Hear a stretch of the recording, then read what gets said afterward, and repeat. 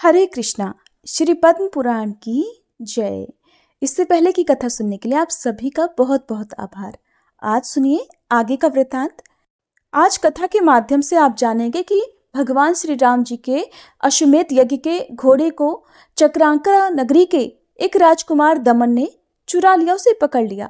उसके साथ फिर क्या हुआ, ये आज की इस कथा में आप सुनेंगे, इसलिए हो सके तो आज की कथा पूरी जरूर सुनिएगा। सुमति कहते हैं, हे सुमित्रा नंदन, गंडकी नदी का ये अनुपम महात्म्य सुनकर राजा रत्नग्रीव ने अपने आप को कृतार्थ माना। उन्होंने उस तीर्थ में स्नान करके अपने समस्त पितरों का तर्पण किया। इससे उन्हें बड़ी प्रसन्नता हुई। फिर शालिग्राम शिला की पूजा के उद्देश्य से उन्होंने गंडकी नदी से 24 शिलाएं ग्रहण की और चंदन आदि उपचार चढ़ाकर बड़े प्रेम से उनकी पूजा की।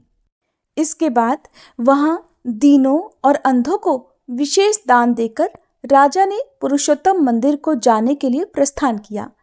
इस प्रकार क्रमशः यात्रा करते हुए वे उस तीर्थ में पहुंचे जहां गंगा और समुद्र का संगम हुआ है। वहां जाकर उन्होंने ब्राह्मणों से प्रसन्नता पूर्वक पूछा, स्वामिन बताइए, नीलाचल यहाँ से कितनी दूर है, जहां साक्षात भगवान पुरुषोत्तम निवास करते हैं तथा देवता और असुर भी जिनके सामने मस्तक नवाते हैं। उस समय तपस्वी ब्राह्मण को बड़ा आश्चर्य हुआ। उन्होंने राजा से बड़े आदर के साथ कहा कि राजन, नील पर्वत का विश्व वंदित स्थान है तो यही, किंतु न जाने वो हमें दिखाई क्यों नहीं देता। वे बार बार इस बात को दोहराने लगे कि नीलाचल का वह स्थान जो महान पुण्यफल प्रदान करने वाला है और जहां भगवान पुरुषोत्तम का निवास है यही है, उसका दर्शन क्यों नहीं होता। ये बात समझ में नहीं आती। इसी स्थान पर मैंने स्नान किया था, यही मुझे वो भील दिखाई दिए थे और इसी रास्ते से मैं पर्वत के ऊपर चढ़ा था। ये बात सुनकर राजा के मन में बड़ी व्यथा हुई।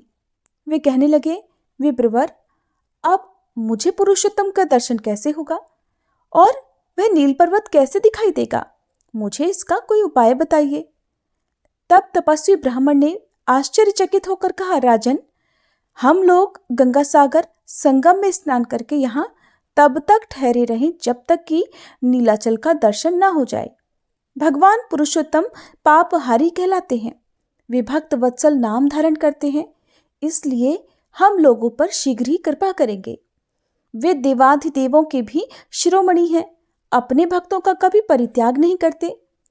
अब तक उन्होंने अनेकों भक्तों की रक्षा की है, इसलिए महामते तुम उन्हीं का गुणगान करो।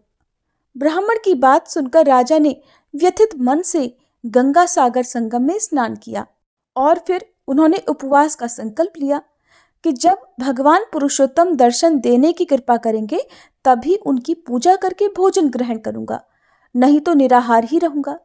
ऐसा नियम करके वे गंगा सागर के तट पर बैठ गए और भगवान का गुणगान करते हुए उपवास व्रत का पालन करने लगे। राजा बोले, प्रभु, आप दीनों पर दया करने वाले हैं, आपकी जय हो। भक्तों का दुख दूर करने वाले पुरुषोत्तम, आपका नाम मंगलमय है, आपकी जय हो। भक्तजनों की पीड़ा का नाश करने के लिए ही आपने सगुण विग्रह धारण किया है। आप दुष्टों का विनाश करने वाले हैं, आपकी जय हो, जय हो। आपके भक्त प्रहलाद को उसके पिता दैत्यराज ने बड़ी व्यथा पहुंचाई, शूली पर चढ़ाया, फांसी दी, पानी में डुबोया, आग में जलाया और पर्वत से नीचे गिराया, किंतु आपने नृसिंह रूप धारण करके प्रहलाद को तत्काल संकट से बचा लिया और उसका पिता देखता ही रह गया। मतवाले गजराज का पैर ग्रह के मुख में पड़ा हुआ था और वह अत्यंत दुखी हो रहा था। उसकी दशा देख आपके हृदय में करुणा भर आई और आप उसे बचाने के लिए शीघ्र ही गरुड़ पर सवार हुए, किंतु आगे चलकर आपने पक्षीराज गरुड़ को भी छोड़ दिया और हाथ में चक्र लिए बड़ी तेजी से दौड़े। उस समय अधिक तेजी के कारण आपकी वनमाला जोर जोर से हिल रही थी और पीतांबर का छोर आकाश में फहरा रहा था। आपने तत्काल पहुंचकर गजराज को ग्रह के चंगुल से छुड़ाया और ग्रह को मौत के घाट उतार दिया। जहां जहां आपके सेवकों पर संकट आता है वहीं वहीं आप देह धारण करके अपने भक्तों की रक्षा करते हैं। आपकी लीलाएं मन को मोहने और पाप को हर लेने वाली हैं। उन्हीं के द्वारा आप अपने भक्तों का पालन करते हैं। भक्त वल्लभ, आप दीनों के नाथ हैं। देवताओं के मुकुट में जड़े हुए हीरे आपके चरणों का स्पर्श करते हैं। प्रभु, आप करोड़ों पापों को भस्म करने वाले हैं। मुझे अपने चरण कमलों का दर्शन दीजिए। यदि मैं पापी हूं तो भी आपके मानस में आपको प्रिय लगने वाले इस पुरुषोत्तम क्षेत्र में आया हूं, अतः अब मुझे दर्शन दीजिए। देव दानव वंदित परमेश्वर, हम आपके ही हैं।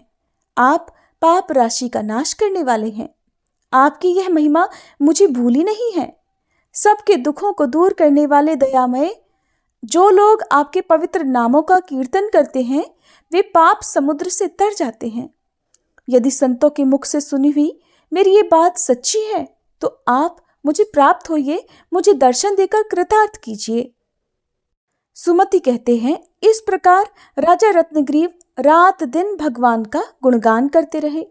उन्होंने क्षण भर के लिए भी ना तो कभी विश्राम किया, ना नींद ली और न ही कोई सुख उठाया। वे चलते फिरते, ठहरते, गीत गाते और वार्तालाप करते समय भी निरंतर यही कहते रहते कि पुरुषोत्तम, कृपानाथ, आप मुझे अपने स्वरूप की झांकी कराइए। इस तरह गंगा सागर के तट पर रहते राजा को 5 दिन हो गए। तब दयासागर श्री गोपाल ने कृपा पूर्वक विचार किया कि ये राजा मेरी महिमा का गान करने के कारण सर्वथा पाप रहित हो गया है, इसलिए अब इसे देव दानव वंदित मेरे प्रेतम विग्रह का दर्शन होना चाहिए। ऐसा सोचकर भगवान का हृदय करुणा से भर गया और वे सन्यासी का वेश धारण करके राजा के पास गए। तपस्वी ब्राह्मण ने देखा भगवान अपने भक्त पर कृपा करने के लिए हाथ में त्रिदंड लेकर यति का वेश बनाए वहां उपस्थित हुए। राजा रत्नग्रीव ने ओम नमो नारायणाय कहकर सन्यासी बाबा को नमस्कार किया और अर्घ्य, पाद्य तथा आसन आदि निवेदन करके उनका विधिवत पूजन किया। इसके बाद वे बोले, महात्मन, आज मेरे सौभाग्य की कोई तुलना नहीं है, क्योंकि आज आप जैसे साधु पुरुष ने कृपा पूर्वक मुझे दर्शन दिया है। मैं समझता हूं इसके बाद अब भगवान गोविंद भी मुझे अपना दर्शन अवश्य देंगे। ये सुनकर सन्यासी बाबा ने कहा, राजन, मेरी बात सुनो।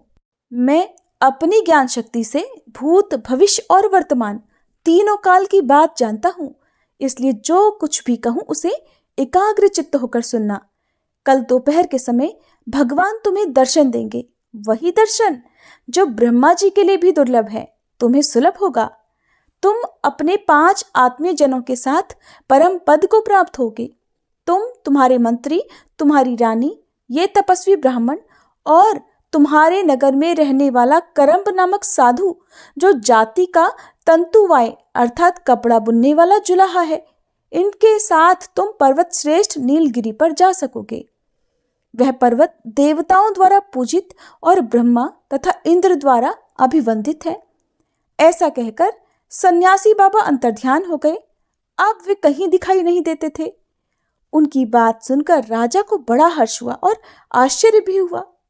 उन्होंने तपस्वी ब्राह्मण से पूछा, स्वामिन, वे सन्यासी कौन थे जो यहाँ आकर अभी अभी मुझसे बात करके गए हैं और फिर अब वो दिखाई नहीं देते, कहाँ चले गए?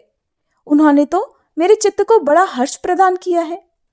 तपस्वी ब्राह्मण ने कहा, राजन, वे समस्त पापों का नाश करने वाले भगवान पुरुषोत्तम ही थे, जो तुम्हारे महान प्रेम से आकृष्ट होकर यहाँ आए थे। कल दोपहर के समय महान पर्वत नीलगिरी तुम्हारे सामने प्रकट होगा। तुम उस पर चढ़कर भगवान का दर्शन करके कृतार्थ हो जाओगे। ब्राह्मण का ये वचन अमृत राशि के समान सुखदायी हुआ। उसने राजा के हृदय की सारी चिंताओं को, सारी दुविधाओं को समाप्त कर दिया। उस समय कांची नरेश को जो आनंद मिला उसका ब्रह्मा जी भी अनुभव नहीं कर सकते। दुंदुभी बजने लगी, वीणा, पणव और गोमुख आदि बाजे भी बज उठे। महाराज रत्नग्रीव के मन में उस समय बड़ा उल्लास छा गया। वे प्रतिक्षण भगवान का गुणगान करते हुए नाचते, खड़े होते, हंसते, बोलते और बात करते थे।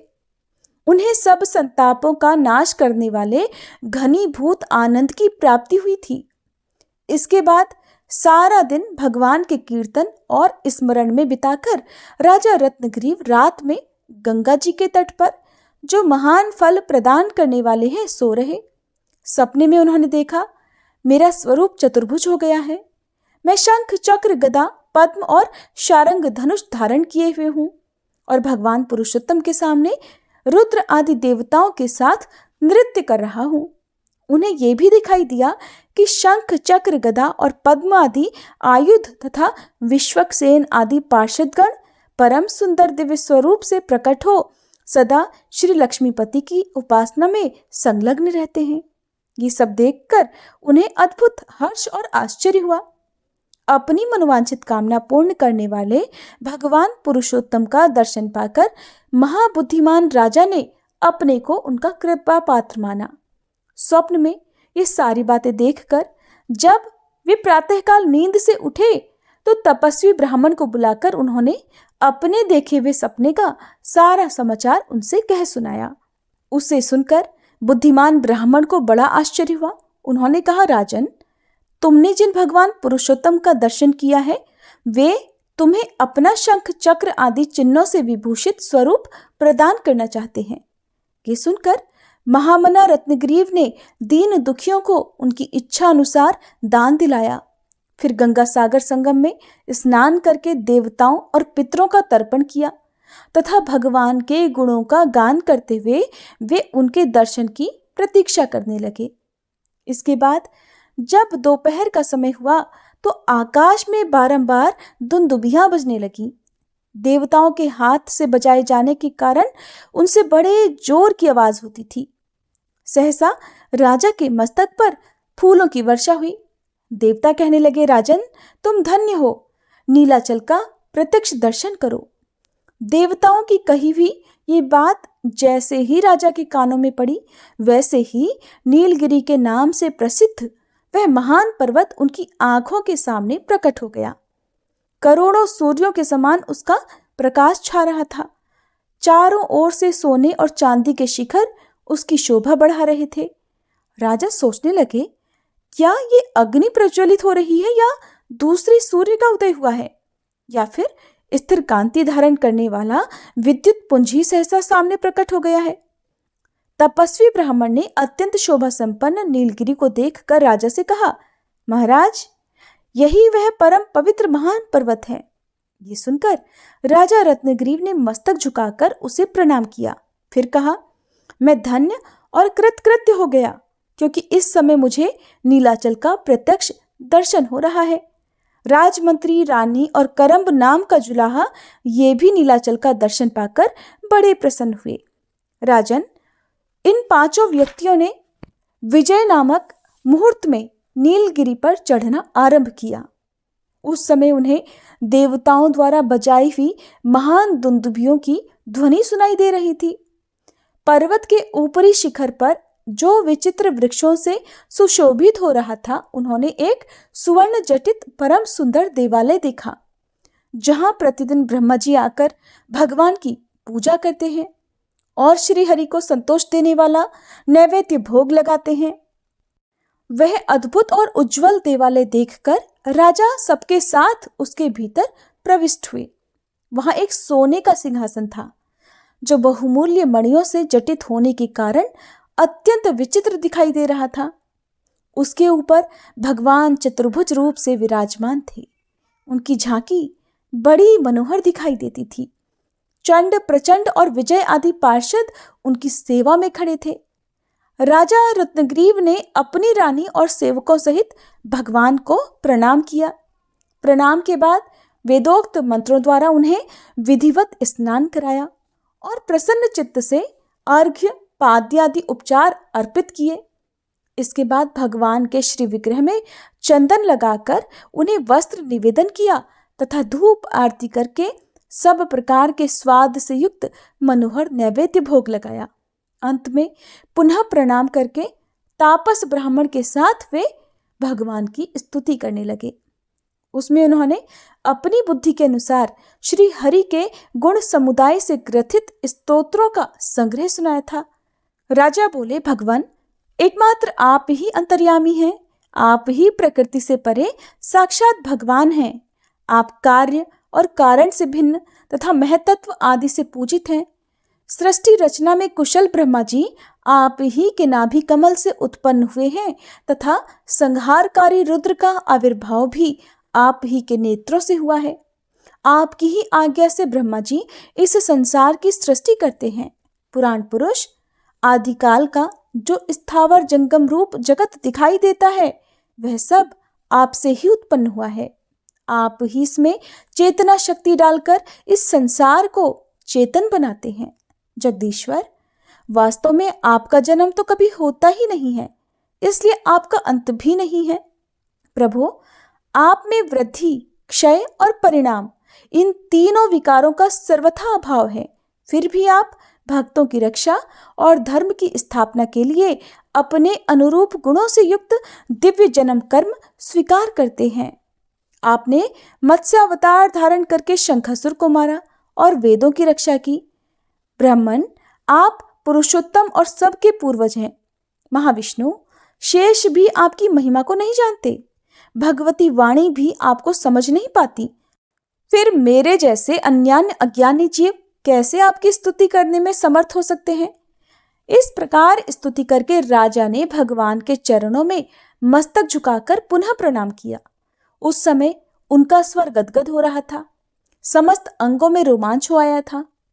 उनकी इस स्तुति से भगवान पुरुषोत्तम बहुत प्रसन्न हुए। उन्होंने राजा से सत्य और सार्थक वचन कहा। श्री भगवान बोले, राजन, तुम्हारे द्वारा की हुई इस स्तुति से मुझे बड़ा हर्ष हुआ है। महाराज, तुम ये जान लो कि मैं प्रकृति से परे रहने वाला परमात्मा हूं। अब तुम शीघ्र ही मेरा नैवेद्य प्रसाद ग्रहण करो। इससे परम मनोहर चतुर्भुज रूप को प्राप्त होकर परम पद को तुम प्राप्त हो जाओगे। जो मनुष्य तुम्हारे किए हुए इस स्तोत्र रत्न से मेरी स्तुति करेगा उसे भी मैं अपना दर्शन दूंगा, जो भोग और मोक्ष दोनों प्रदान करने वाला है। भगवान के कहे हुए इस वचन को सुनकर राजा ने अपनी सेवा में रहने वाले चारों स्वजनों के साथ नैवेद्य भक्षण किया। इसके बाद शुद्र घंटिकाओं से सुशोभित सुंदर विमान उपस्थित हुआ। उस समय धर्मात्मा राजा रत्नग्रीव ने, जो भगवान के कृपा पात्र हो चुके थे, श्री पुरुषोत्तम देव का दर्शन करके उनके चरणों में प्रणाम किया और उनकी आज्ञा लेकर अपनी रानी के साथ विमान पर जा बैठे। फिर भगवान के देखते ही देखते अद्भुत वैकुंठ लोक में चले गए। राजा के मंत्री भी धर्मपरायण तथा धर्मवेत्ताओं में सबसे श्रेष्ठ थे, इसलिए वे भी विमान पर बैठकर उनके साथ ही गए। संपूर्ण तीर्थों में स्नान करने वाले तपस्वी ब्राह्मण भी चतुर्भुज स्वरूप को प्राप्त होकर बैकुंठ को चले गए। इसी प्रकार करम्ब ने भी भगवान के गुणों का गायन करने के पुण्य से उनका दर्शन पाया और संपूर्ण देवताओं के लिए दुर्लभ भगवत धाम को प्रस्थान किया। सभी एक ही साथ परम अद्भुत विष्णु लोक की ओर प्रस्थित हुए। सब के सब 4 भुजाधारी और हाथों में शंख, चक्र, गदा और पद्म धारण किए हुए थे। इस प्रकार उन सब लोगों ने वैकुंठ धाम की यात्रा की। साथ में आए हुए प्रजावर्ग के लोगों ने विमानों की पंक्तियां देखी और दुंदुभी की ध्वनि को भी सुना। उस समय एक ब्राह्मण भी वहां गए थे, जो भगवान के चरणों में बड़ा प्रेम रखने वाले थे। उनके चित्त पर भगवत विरह का इतना अधिक प्रभाव पड़ा कि वे केवल स्मरण मात्र से ही चतुर्भुज स्वरूप हो गए। ये अद्भुत बात देखकर सब लोग ब्राह्मण के महान सौभाग्य की सराहना करने लगे और गंगा सागर संगम में स्नान करके कांची नगरी में लौट आए। सब लोग कहते हैं कि उत्तम बुद्धि वाले महाराज रत्नग्रीव का अहोभाग्य है, जो वे इसी शरीर से श्री विष्णु के परम धाम को चले गए। सुमति कहते हैं, हे शत्रुघ्न जी, यही वह नीलगिरी है जिसका भगवान पुरुषोत्तम ने आदर बढ़ाया है। इसका दर्शन करने मात्र से मनुष्य परम पद वैकुंठ धाम को प्राप्त हो जाते हैं। जो सौभाग्यशाली पुरुष नीलगिरी के इस महात्म्य को सुनता अथवा जो दूसरे लोगों को सुनाता है, वे दोनों ही परम धाम को प्राप्त होते हैं। इसका श्रवण और स्मरण करने मात्र से बुरे सपने नष्ट हो जाते हैं और अंत में भगवान पुरुषोत्तम इस संसार से उद्धार कर देते हैं। ये नीलाचल निवासी पुरुषोत्तम श्री रामचंद्र जी के ही स्वरूप हैं और देवी सीता साक्षात महालक्ष्मी हैं। ये दोनों दंपत्ति ही समस्त कारणों के भी कारण हैं। भगवान श्री राम अश्वमेध यज्ञ का अनुष्ठान करके संपूर्ण लोगों को पवित्र कर देंगे। उनका नाम ब्रह्म हत्या के प्रायश्चित में भी जपने के लिए बताया गया है। अर्थात राम नाम लेने से ब्रह्म हत्या जैसे पातक भी दूर हो जाते हैं।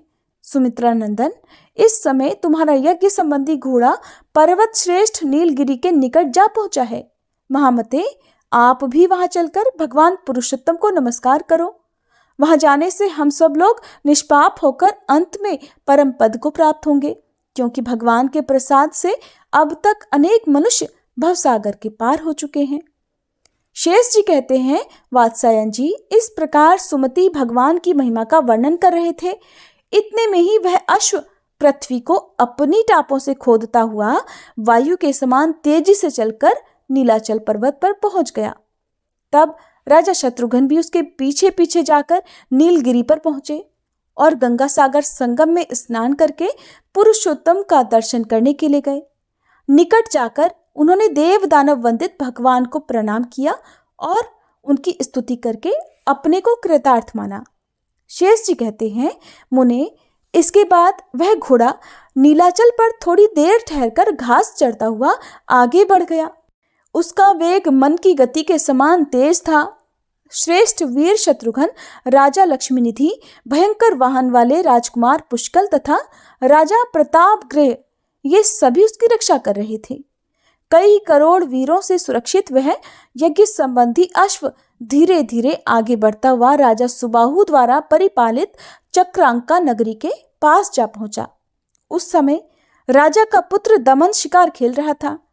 उसकी नजर उस घोड़े पर पड़ी जो चंदन आदि से चर्चित और मस्तक पर स्वर्णमय पत्र से शोभामान था। राजकुमार दमन ने उस पत्र को बांचा अर्थात पढ़ा। सुंदर अक्षरों में लिखा होने के कारण उसकी शोभा हो रही थी। पत्र का अभिप्राय समझकर वह बोला, अहो, भूमंडल पर मेरे पिताजी के जीते जी यह इतना बड़ा अहंकार कैसा? जिसने ये घमंड दिखाया है उसे मेरे धनुष से छूटे हुए बाण इस उद्दंडता का फल चखाएंगे। आज मेरे तीखे बाण शत्रुघ्न के समस्त शरीर को घायल करके उन्हें लहूलुहान कर देंगे, जिससे वे फूले हुए पलाश की तरह दिखाई देंगे। आज सभी श्रेष्ठ योद्धा मेरी भुजाओं का महान बल देखें।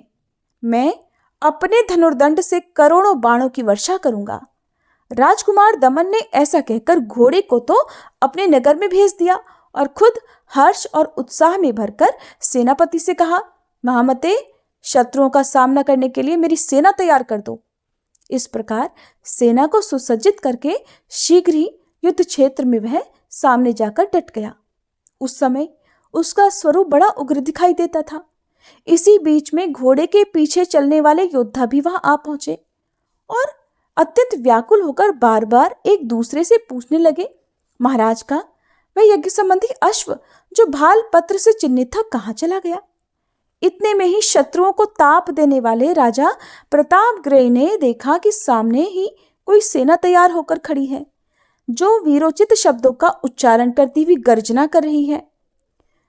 प्रतापगृह के सिपाहियों ने उनसे कहा कि महाराज, जान पड़ता है यही राजा घोड़ा ले गया है, नहीं तो ये वीर अपने सैनिकों के साथ हमारे सामने भला क्यों खड़ा होता? ये सुनकर प्रतापगृह ने अपना एक सेवक भेजा। उसने जाकर पूछा, महाराज श्री रामचंद्र जी का अश्व कहाँ है? कौन ले गया है? क्यों ले गया है? क्या वह भगवान श्री राम जी को नहीं जानता? राजकुमार दमन बड़ा बलवान था। वह सेवक का ऐसा वचन सुनकर बोला, अरे, भालपत्र आदि चिन्हों से अलंकृत उस यज्ञ संबंधी अश्व को मैं ले गया हूं। उसकी सेवा में जो शूरवीर हो वो आए और मुझसे जीतकर बलपूर्वक यहां से घोड़े को छुड़ा ले जाए। राजकुमार का वचन सुनकर सेवक को बड़ा क्रोध आया। फिर भी वह हंसता हुआ वहां से लौट गया और राजा के पास जाकर उसने दमन की कही हुई सारी बातें ज्यों की त्यों सुना दी। इसके बाद जो कुछ भी हुआ उसका वृत्तांत आप सभी अगले अध्याय में जरूर सुनिएगा।